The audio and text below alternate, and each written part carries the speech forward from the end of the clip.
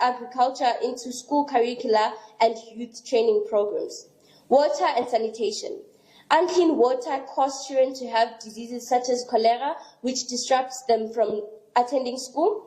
We have to guarantee that clean water is accessible in all schools, provide proper sanitation and menstrual health facilities.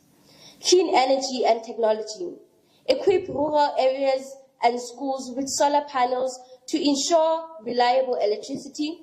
Introduce energy-efficient lighting and heating in all government schools.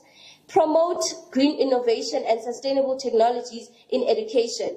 Companies contributing to climate change should invest in these technologies and education. Education and child empowerment.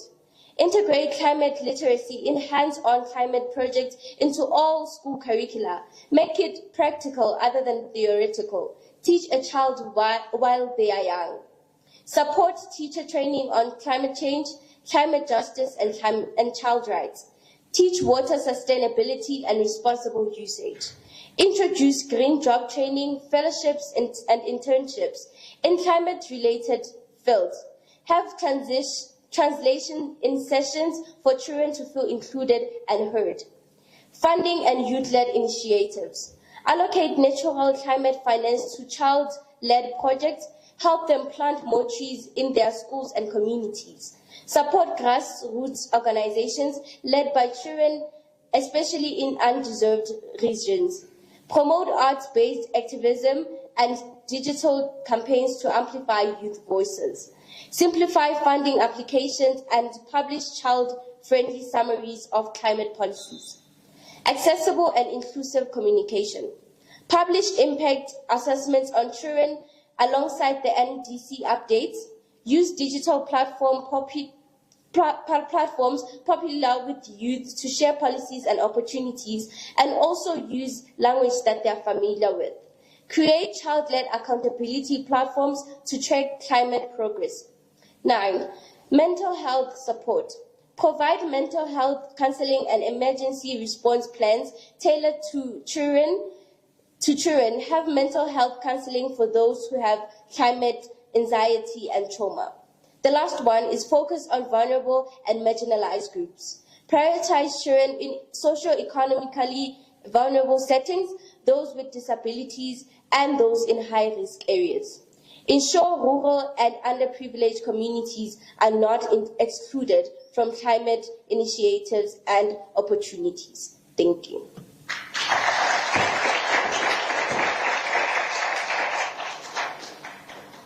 Let's give me another round of pom-pom according to how we were taught by Uncle Brian. According to the teaching that we got from Uncle Brian, let's give me another round of pom-pom. It's not happening. So the adults who just got in what we taught. Hey. Yes. So the club that granddaughters was this way then just to do the same process. So I don't know.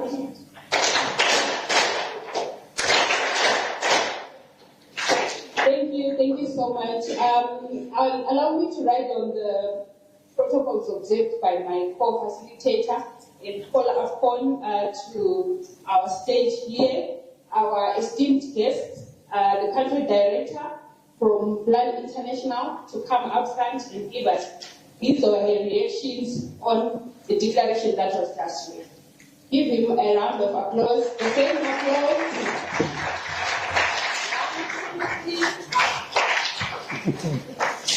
Thank you.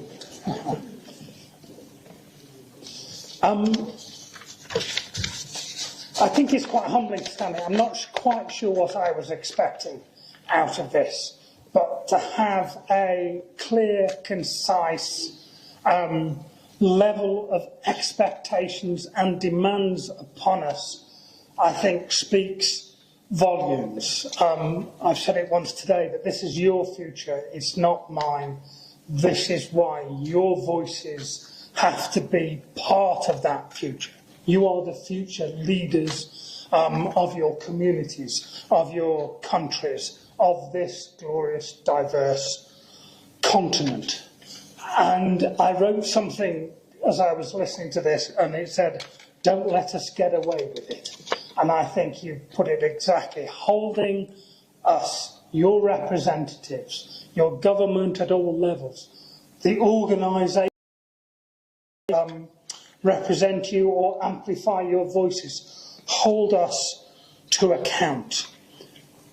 I think you ran through I know you ran through a list, and one of the things which went through my mind then is that if we invest in green technology, if we invest in green products, in climate smart agriculture, overall the return on investment is at least 5 times. That makes economic sense as much as it makes climate sense. That makes sense for water. It makes sense for energy and technology. It makes sense for the job, training and investment that you mentioned. Close to my organisation's heart and my heart as well was the centrality of education in there. There is no greater gift, I think, that we can give your children, any child, my children, your children, anybody's children, than an education. And we know globally a quality primary education enlarges children's abilities and their expectations and their future prospects enormously. This is especially the case for girls. And an investment in education, using education as a carrier for what you were talking about, for practical examples in smart agriculture, practical trainings for the future green jobs, is marvellous. What we now have to do, and you have to hold us to account for, is taking that forward, not just in this summit, but beyond that, so that we have a positive effect on the lives of you all and your peers, wherever you're from. Thank you. Let's give him another round of applause our way. Our ACSS way. He showed us just a few weeks ago. Let's give him. Yeah. You need to be retained. You can stand up. Follow his lead.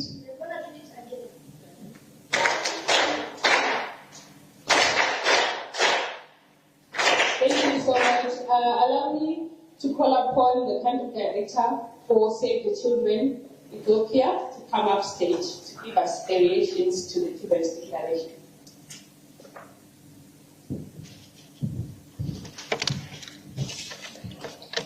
A very warm welcome to all of you to Addis Ababa. Good afternoon, everyone.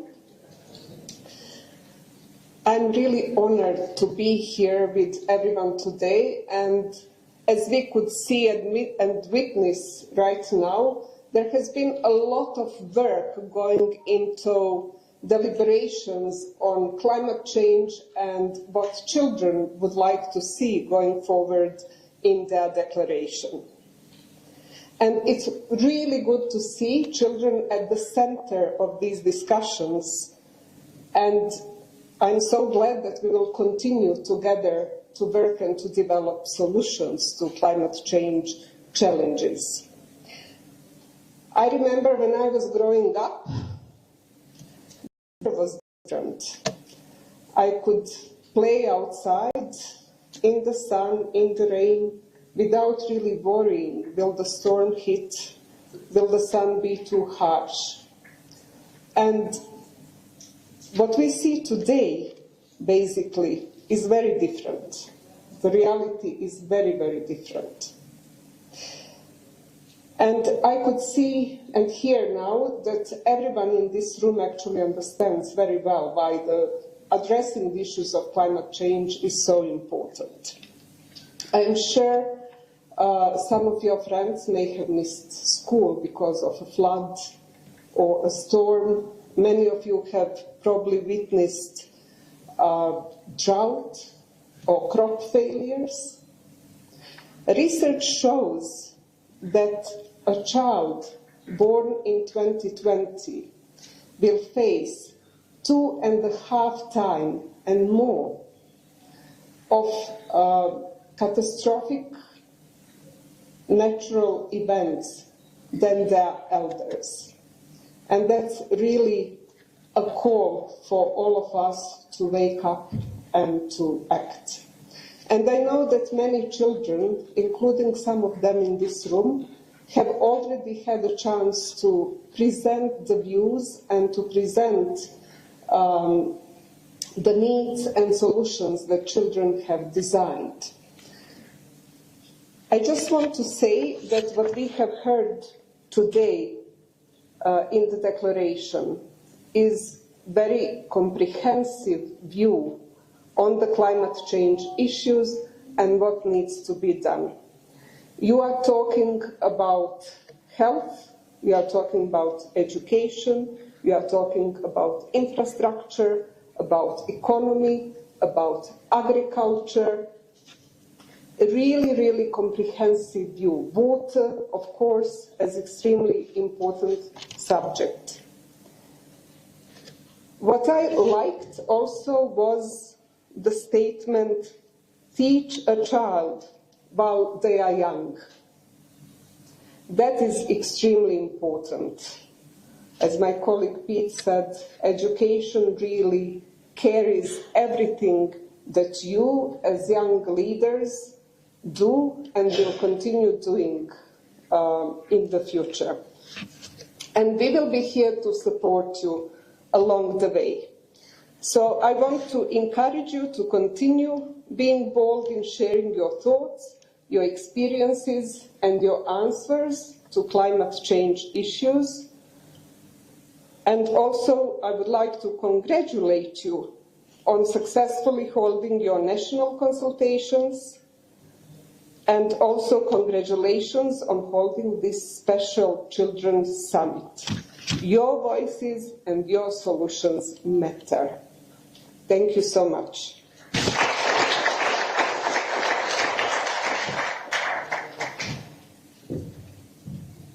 Thank you so much, the country director.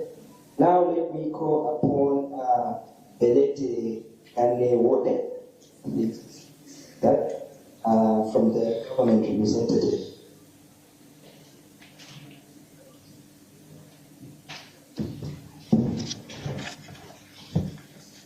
Good afternoon. Honorable the First Lady of the Republic of Kenya, distinguished guests, ladies and gentlemen, dear children, welcome to the Second African Children Climate Summit Declaration Program.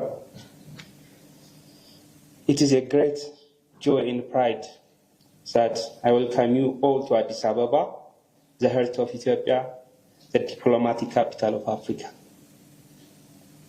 Today, the city is not just a meeting place. It is a symbol of unity, hope, and action. We are especially honored to welcome children from across a beautiful continent, from the north to south, the east to the west. You bring with your voice, dreams, and energy of African future. So you come from different African countries.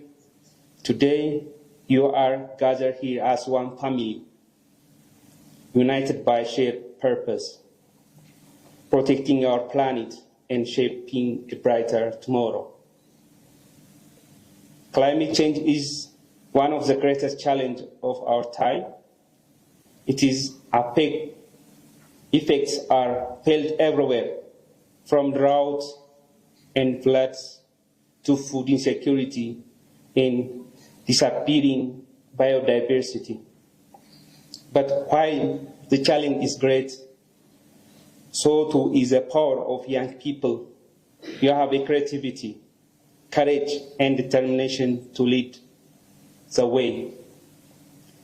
This summit is not only about discussing a problem, it is about finding a solution, sharing idea, inspiring action. It's about listening to your voice, because your voice matters. The decision we make today will shape the world you inherit tomorrow. Dear children, you are not just a leader of the future, you are the leader of today. Your passion, your innovation, and your commitment can ignite change in your school, community, and your nations. On the behalf of Ethiopia, the government of Ethiopia, all those gathered here, I extend to you a very warm welcome.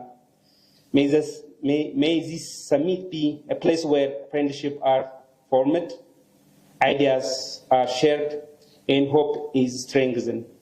Together, let us rise to challenge climate change and build a greener, safer, and more just Africa for all. Welcome once again. Welcome to Addis Ababa. Welcome to the summit. Welcome to the future. Thank you very much. Thank you. Thank you so much, the government representative, for your reactions. Before we continue, we'd like to have a certain energizer. I think we are losing concentration, isn't it? Can you just stand for a little bit of time? So, this energizer will involve our hands, okay? So when I say up, you should leave your hands down.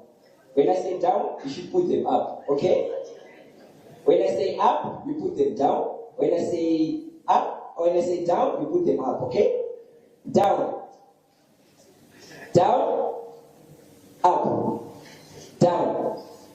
Some of you are failing. Up. Up. You people, up. I can see a certain guy in racing. I said up, down, down. I've got you. Down, up, up, down. Okay, nice one. Thank you. So let me now call upon Honorable Kava from AU. Let's just give him a round of applause as he's coming to the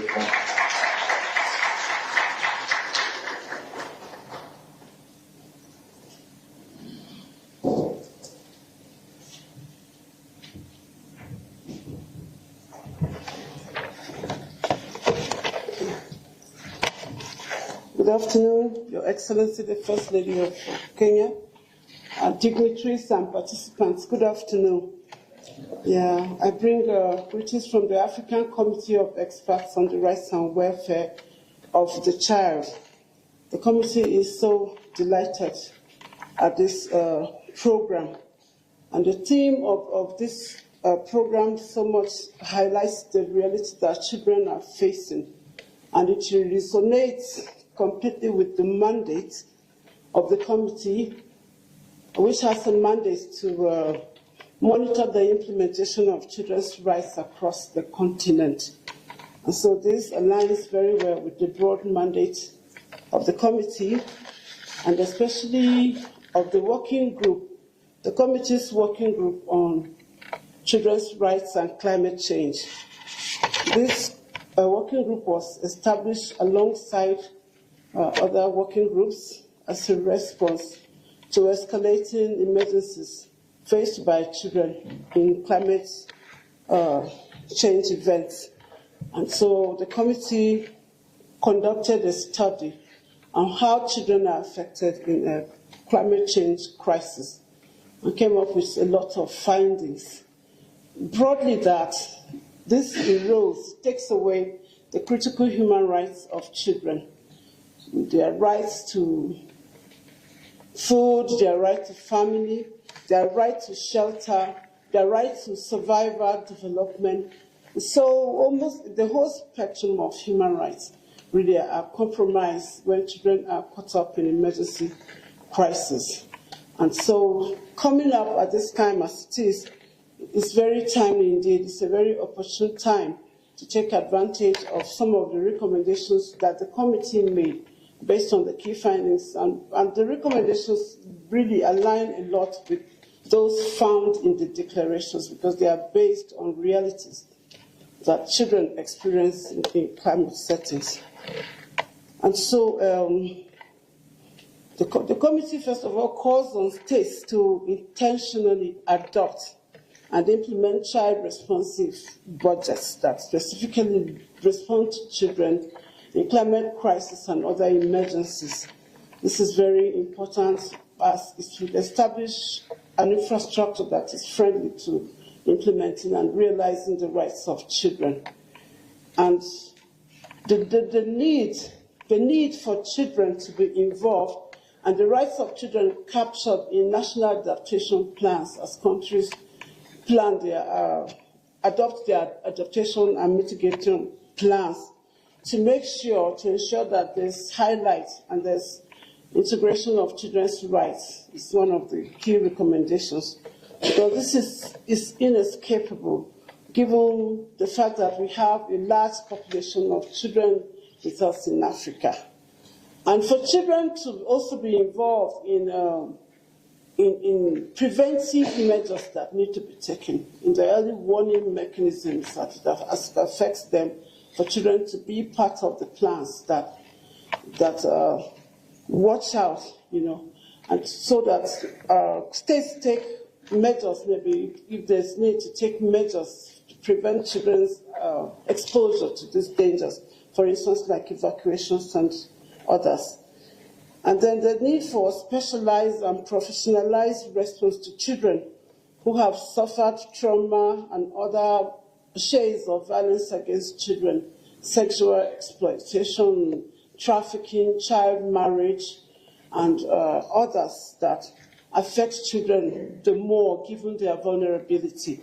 And so the need for child-specific responsive system within the system is also canvassed by the committee. And of course, the issue of child participation, among others, it is very gratifying to note that that has already taken off, and our children are very well informed, sitting in the room here. In the committee, we are always concerned about the differences between the rural areas and the urban areas, issues of rural and urban disparities. In as much as our children here are well informed, we have a duty to cascade that to the rural levels where you actually have more events occurring and where there are other intersections of illiteracy, poverty, and others.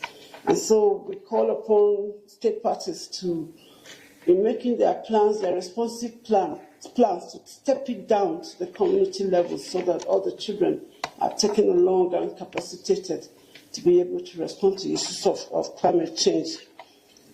And the committee, in the area of climate change, the committee is very appreciative of organizations and individuals who have taken up the responsibility of creating space for children to be able to speak out, for building their capacities to be able to speak out.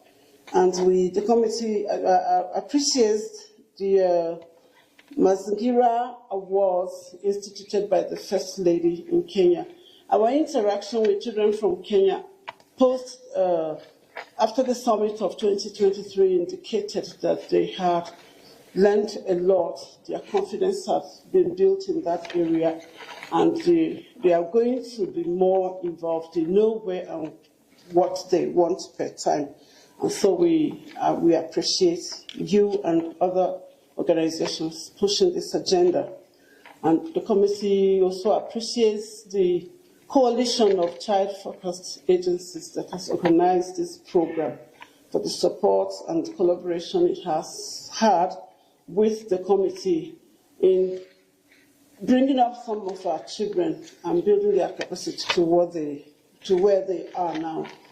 we just hope that more and more activities will take place in order to have more impact and have a general and serious response to children's rights in climate situations. Going forward, the work of the committee is structured according to thematic clusters. And while children and climate change was broadly categorized under children and armed conflict, there is a need, the committee has seen a need to pay specific attention to the rights of children in climate situations. So the committee will likely be focusing more on that as a standalone cluster in its work. Thank you so much.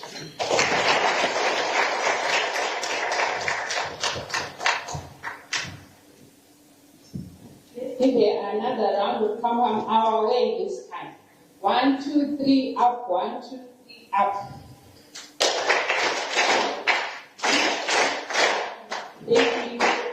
Oh, okay. We are now enjoying. Thank you so much. So allow me to call up front the Principal Secretary from the Ministry of Environment in Kenya, Honorable Festus Mungeno, to react to the declaration and also to take the opportunity to present to us our Honorable guest, Her Excellency Rachel Ruto, the First Lady of the Republic of Kenya. So you have two dogs, one to react to our declaration and the other to call up guest of honor. Give him a round of applause.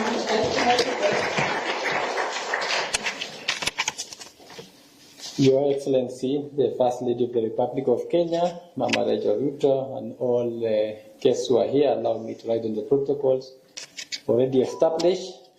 But just allow me, Your Excellency, to recognize the children of Africa who are gathered here today. And ladies and gentlemen, good afternoon. It gives me great honor to stand before you today at this historic gathering at the Africa Children's Climate Summit, which is a pre-summit. We are inspired, Your Excellency, and humbled to see young champions from more than 16 countries united by one vision to safeguard our planet. We are all experiencing in real time the devastating impacts of climate change, floods, droughts, and food insecurity that disrupt the schooling, endanger health, and threaten safety of our children. Tragically, Your Excellency, it is the children and women who bear the heaviest burden. And yet, while children are the most vulnerable, we are also among the most powerful actors in climate action and solutions. Ladies and gentlemen, Your Excellency, at the inaugural Africa Climate Summit in 2023, hosted by the AU and the Republic of Kenya, His Excellency the President of the Republic of Kenya, Dr. William Samoei Ruto, reminded us that children and the young people must never be seen as passive victims of climate change, but as active participants in building solutions. He said, and I quote, "Our children are the heartbeat of Africa's resilience. When we invest in them, we invest in the future of our continent and our planet." And today, Your Excellency, we see that investment is alive in this room. We see it in your creativity, your bold ideas, your art, and your courage in demanding climate justice. You have reminded us that protecting our environment is not merely a technical issue. It is the deepest form of justice. It is our sacred and intergenerational duty. In Kenya, and reacting to the children's issues on inclusion, policies and programs, including climate resilience programs, we are working to institutionalize this vision on our third National Climate Change Action Plan 2023-2027 and Kenya's nationally determined contribution for the period 2030 to 2035, which includes for the very first time, Your Excellency, a strategic priority dedicated to youth and children. We want policies and programs to be shared, not just for the young people, but also with them. Further, Your Excellency, we are proud of your First Lady's Mazingira Awards Flamma, which celebrate the innovation and leadership of children across the country in environmental stewardship. This initiative, under the patronage of yourself, Your Excellency, is a shining example of how children's voices can be recognized and elevated nationally and continentally. However, we must be candid, Your Excellency, also to say that less than 3% of our global climate financing currently targets child-centered interventions. This must change. If Africa is to lead the world in climate action, our leadership must be children-sensitive, ensuring resources flow directly to the interventions that protect, empower, and build the adaptive capacity of children and the youth. To the young champions, our children, your energy is contagious and your message is undeniable. It is now our duty as leaders of today to translate your vision into tangible action.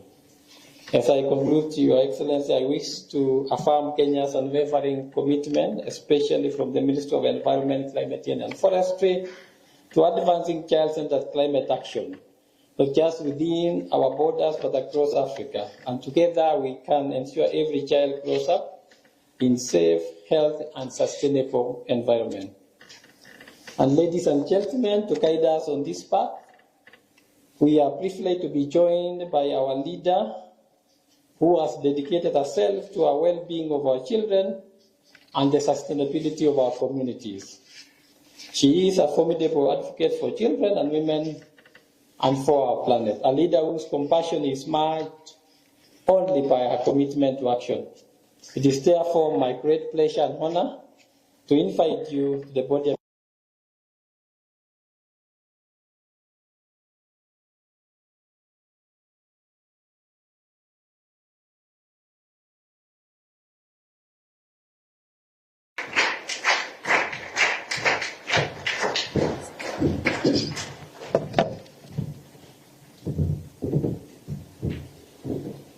Thank you very much. We may be seated. Ambassador Petronila Were, Deputy Head of Mission of the Republic of Kenya in Ethiopia, Engineer Festus Ngeno, Principal Secretary for Environment and Climate Change in Kenya, Aver Gavad, Member of the African Committee of Experts on the Rights and Welfare of the Child, members of the Joining Forces Alliance, partners present, our beloved children from across Africa. Ladies and gentlemen, good afternoon. Good afternoon again. Children have the purest way of reminding us of what truly matters. At the first African Climate Summit in Nairobi, I saw them laugh, play, and imagine solutions to climate change that adults had overlooked. We have children from across our continent, each one carrying the voices of millions. You have come together not only to speak, but also to lead, reminding us that climate change is not a distant threat of tomorrow. It is the lived reality of your childhood today. At the 2023 African Climate Summit, I saw how children are not just participants in climate action. They are innovators, truth tellers, and dreamers of a better tomorrow. Your energy, your ideas, and even your laughter turned what could have been a policy discussion into a movement of hope. Today, that hope shining again. Children are not just beneficiaries of climate action. They are powerful agents of change. It is with this conviction that I launched the First Lady's Mazingira Awards in 2023 to celebrate young champions driving climate solutions. Mazingira is a Swahili word for environment. I'm proud to be joined by our youngest 2024 award winner, a remarkable young girl from Kenya, Sasha Ngeny, only 7 years old, yet already using her voice to inspire climate action through poetry. She represents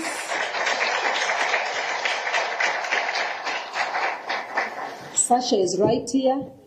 You can wave. Thank you, Sasha. You're welcome. She represents millions of African children whose creativity and determination are the greatest renewable resource we have. Let us all take a moment to celebrate Sasha, and through her, every child across Africa who is daring to imagine a greener, safer future. Thank you, Sasha. You can have your seat. Let's give it up to Sasha. The theme, My Rights, My Climate, Child-Responsive Climate Action in Africa, declares boldly that the climate crisis is also a child's rights crisis. The loss of homes to floods, the pain of hunger from drought, or missing school because of water scarcity are not statistics, they are lived experiences. Climate justice for Africa, therefore, must mean justice for our children. As our children face these challenges, they have shown us courage and leadership. At the first climate summit in Nairobi, children developed the first African Children's Climate Declaration, calling for food security through climate-smart agriculture and renewable energy in farming, protection from violence and harmful practices during climate crisis, health systems that respond to climate-related diseases with clean water and safe sanitation, disaster-proof schools, and safe shelters that protect learning and dignity. These were not just demands, they were solutions.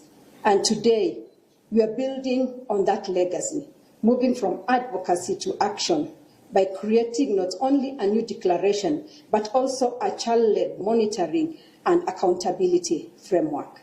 This will ensure that your voices do not end here, but continue to shape decisions at every level.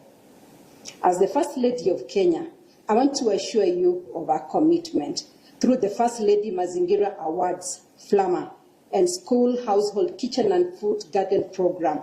We are enhancing climate action, food nutrition security for children and families. These efforts are aligned with Africa Leaders' Nairobi Declaration on Climate Change and Call to Action, which emphasized the role of climate education, clean cooking, climate-smart agriculture, biodiversity, and the role of youth and children in building resilience. Your voices give these commitments life and urgency. To our leaders, listen carefully. These children are not passive victims of climate change. They are co-creators of solutions. They deserve a seat at the table, whether in local school boards, national parliaments, or global platforms. Let us integrate their voices into policies, budgets, and programs. To the children gathered here, dream boldly. Clean rivers, tall forests, schools safe from drought or food. Work together, for your voices will echo in parliaments, boardrooms, and the United Nations. You are not just leaders of tomorrow, you are leaders today. As Nelson Mandela said, history will judge us by the difference we make in the everyday lives of our children. Let us be a generation that turns climate crisis into resilience, transforming fear into hope and hope into action, as declared this afternoon in the Africa Children's Climate Summit Declaration. To our partners, who continue to stand on the front lines of children's advocacy, creating safe spaces, amplifying young voices, and protecting their rights. We are deeply grateful. Your tireless efforts remind us that real change happens when we act together, united in purpose and driven by love for Africa's children. I pledge to stand with you, to amplify your voices, and to champion your rights in every climate conversation I'm a part of.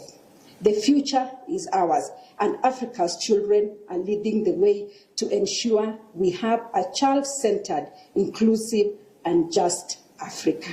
Thank you, and may your voices today echo Africa and the world. May God bless you all, and may God bless Africa. Mazingira yetu, jukumu letu. Our environment, our responsibility. Let us repeat it again. Mazingira yetu, jukumu letu. Our environment, our responsibility. Thank you very much, and may God bless you.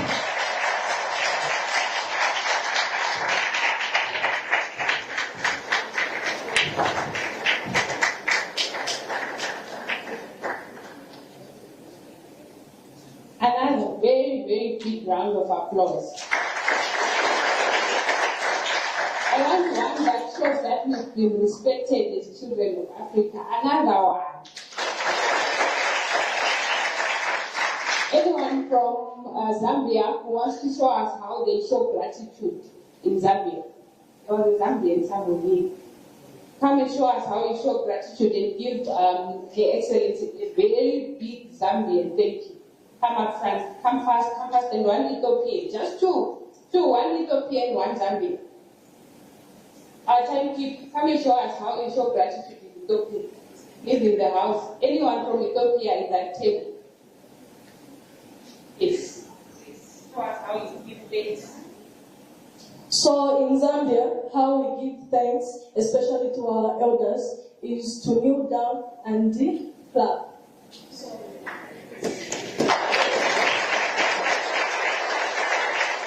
Ethiopian to come up front. Sudanese, come. The Sudanese, I know you have something for us. Come up front and show us how you give thanks in Sudan. In South Sudan, sorry. Yes. I thought you were very Sudan. My bad.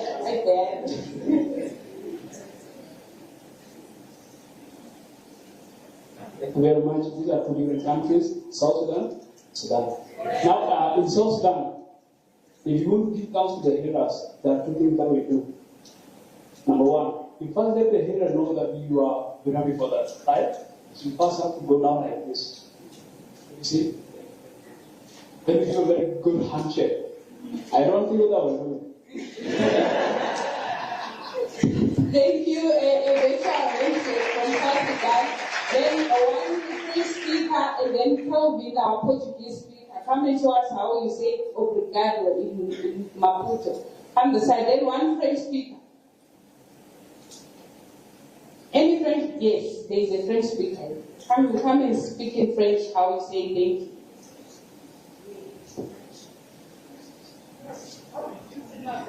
Who's the French speaker? Yeah. Yeah. What are you?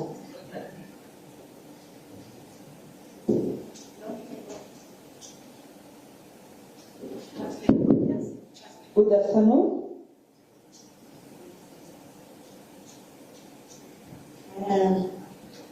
Como que se diz obrigado em Moçambique?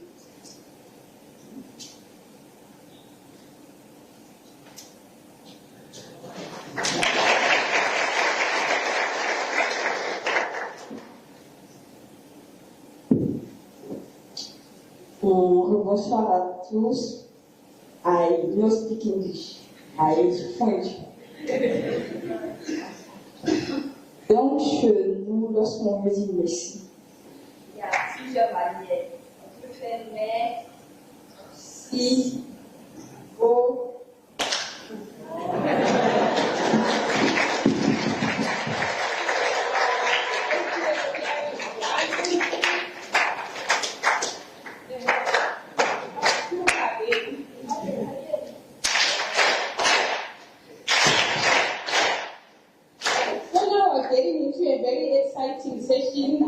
think Her Excellency Mama Rasha Roto is also going to enjoy this one with us as children and every adult that is in the room. I want to call upon Sasha and Sam to come up front and help us to have our Mazingira dance.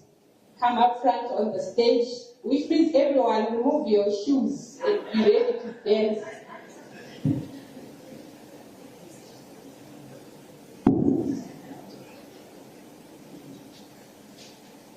Excellency, yes.